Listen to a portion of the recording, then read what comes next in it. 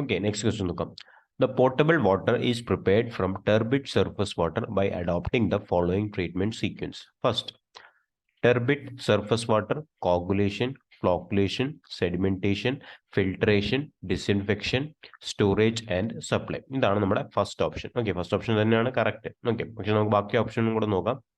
Turbid surface water, disinfection, flocculation, sedimentation, filtration, coagulation, storage and supply. അപ്പൊ second option നിങ്ങൾ നോക്കുവാണെങ്കിൽ നമുക്ക് കാണാൻ പറ്റും എന്താണ് ടെർബിഡ് സർഫസ് വാട്ടർ കഴിഞ്ഞിട്ട് ഡിസിൻഫെക്ഷൻ നമ്മൾ ഒരിക്കലും ചെയ്യത്തില്ല. അപ്പം അവിടെ തന്നെ നമ്മുടെ തെറ്റാണ്. ഓക്കെ, അത് കഴിഞ്ഞിട്ട് എന്താണ് തന്നിട്ടുള്ളത് ഫ്ലോക്കുലേഷൻ, സെഡിമെന്റേഷൻ, ഫിൽട്രേഷൻ, കോഗുലേഷൻ. അപ്പം ഫിൽട്രേഷൻ കഴിഞ്ഞിട്ട് എന്താണ് തന്നിട്ടുള്ളത് കോഗുലേഷൻ. അപ്പം ഇതും തെറ്റാണ്. അപ്പം അത് വെച്ച് നമുക്ക് പറയാൻ പറ്റും എന്താണ് സെക്കൻഡ് സ്റ്റേറ്റ്മെന്റ് തെറ്റാണെന്ന്. ഫിൽട്രേഷൻ കഴിഞ്ഞിട്ട് ഒരിക്കലും നമ്മൾ കോഗുലേഷൻ ചെയ്യത്തില്ല. ഓക്കെ, അപ്പം അത് വെച്ച് നമുക്ക് പറയാൻ പറ്റും സെക്കൻഡ് ഓപ്ഷൻ തെറ്റാണെന്ന്. ഓക്കെ, നെക്സ്റ്റ് എന്താണ് സി നമുക്ക് നോക്കാം.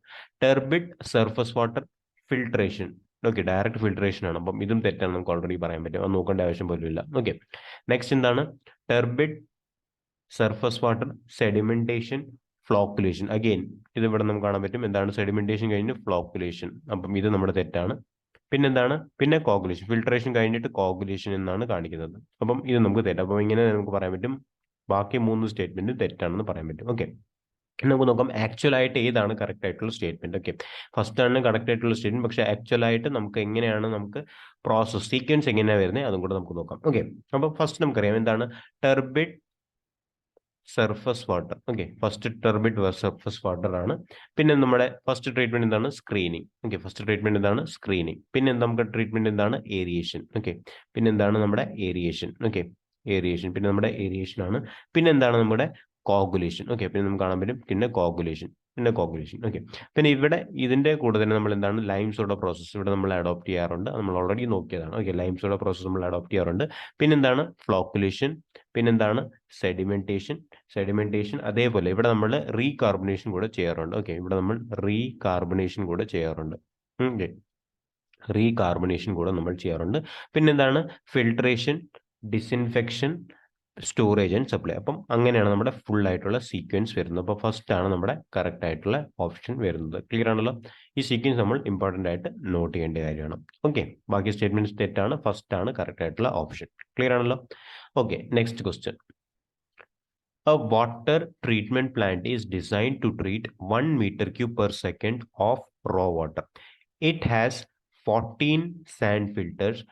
Surface area of each filter is 50 meters square. What is the loading rate in meter cube per day per meter square with 2 filter out of service for routine backwashing? Okay, അതാണ് നമ്മുടെ question തന്നിട്ടുള്ളത്. നമുക്ക് ഇനി നമുക്ക് നോക്കാം. Simple ആയിട്ട് നമുക്ക് നോക്കാം എന്താണ് നമ്മുടെ സർഫസ്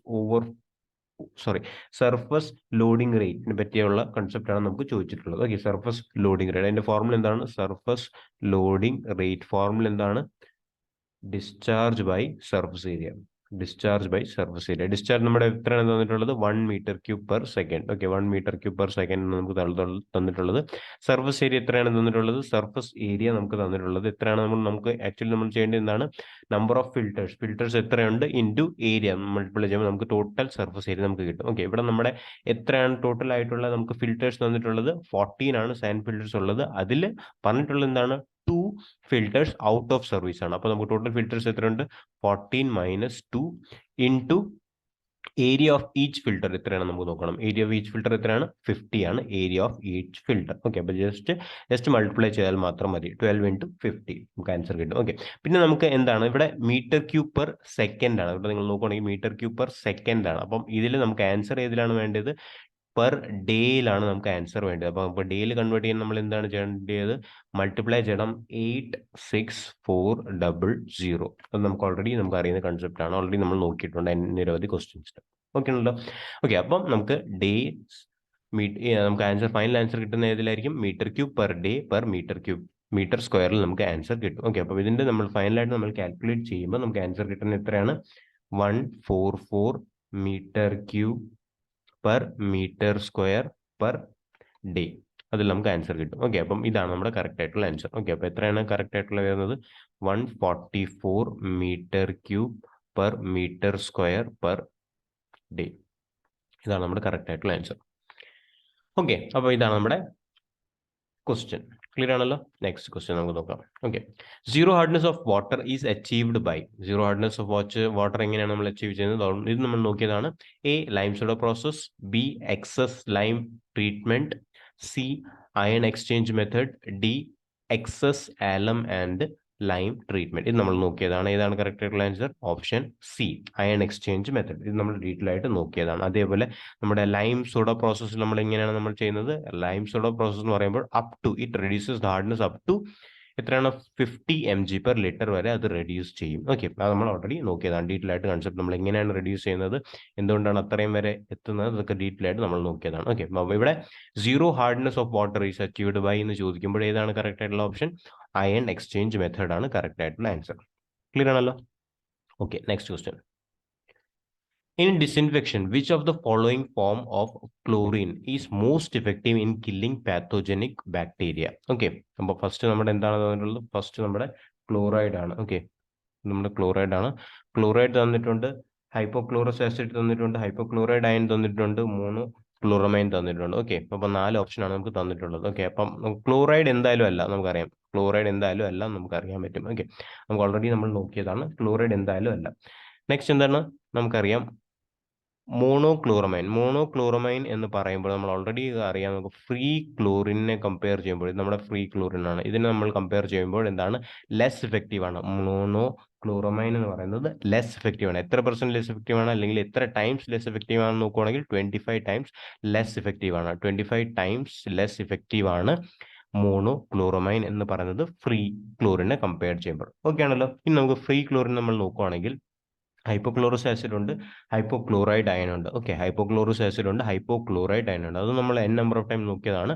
ഹൈപ്പോക്ലോറസ് ആസിഡ് എന്ന് പറയുന്നത് മോർ ഇഫക്റ്റീവ് ആണ് than that of hypochloride ion. Okay, hypochlorous acid എന്ന് പറയുന്നത് മോർ ഇഫക്റ്റീവ് ആണ് as compared to hypochloride ion. Okay, അത് നമ്മൾ ഓൾറെഡി നോക്കിയതാണ്. വളരെ ഡിസ്ട്രക്റ്റീവ് ആണ്. മോസ്റ്റ് ഡിസ്ട്രക്റ്റീവ് എന്ന് പറയും near about 80 times more effective than hypochloride iron ആണ് ഹൈപ്പോക്ലോറസ് ആസിഡ് എന്ന് പറയുന്നത്. ഓക്കെ, അപ്പം അത് നമ്മുടെ ആൻസർ എന്ന് പറയുമ്പോൾ ഏതാണ് കറക്റ്റ് ആയിട്ടുള്ള ആൻസർ? ഡി ആണ് കറക്റ്റ് ആയിട്ടുള്ള ആൻസർ വരുന്നത്. ഓക്കെ, അപ്പം നമുക്ക് ഇത് ഓൾറെഡി അറിയാം. പക്ഷെ എന്നാലും ഇമ്പോർട്ടൻ്റ് ആയിട്ട് നോട്ട് ചെയ്യേണ്ടത് എന്താണെന്നും അത് നമുക്ക് നോക്കാം. എന്താണ് നമ്മൾ നോട്ട് ചെയ്യേണ്ടത് എന്ന് പറയുമ്പോൾ ഹൈപ്പോക്ലോറസ് ആസിഡ് എന്ന് പറയുമ്പോൾ മോർ എഫക്റ്റീവ് ആണ്. ഓക്കെ, ഏറ്റവും ഡിസ്ട്രക്റ്റീവ് ആണ്, അതേപോലെ more effective than hypochloride iron ആണ്. എത്ര ടൈംസ് എഫക്റ്റീവ് എന്ന് ചോദിക്കുകയാണെങ്കിൽ, എത്രയാണെന്ന് പറയുകയാണെങ്കിൽ 80 ടൈംസ് ആണ്. ഓക്കെ, അതേപോലെ മോണോക്ലോറമൈൻ എത്ര ടൈംസ് ലെസ് എഫക്റ്റീവ് ആണെന്ന് ചോദിക്കുകയാണെങ്കിൽ 25 times. Okay, 25 times less effective than free chlorine ആണ്. അതേപോലെ നമ്മുടെ ക്ലോറൈഡ് എന്ന് പറയുമ്പോൾ എന്താണ്? നമ്മുടെ ഡിസിൻഫെക്ഷൻ നമ്മൾ അഡോപ്റ്റ് ചെയ്യാറില്ല. ക്ലിയർ ആണല്ലോ? ഓക്കെ, അപ്പോൾ അതാണ് നമ്മുടെ ആൻസർ വരുന്നത്. ഓക്കെ, അപ്പം ഏതാണ് നമ്മൾ കറക്റ്റ് ആയിട്ടുള്ള ആൻസർ വരുന്നത്? ഡി ആണ് കറക്റ്റ് ആയിട്ടുള്ള ആൻസർ വരുന്നത്. ഡി ആണ് കറക്റ്റ് ആയിട്ടുള്ള ആൻസർ വരുന്നത്. ക്ലിയർ ആണല്ലോ? ഓക്കെ,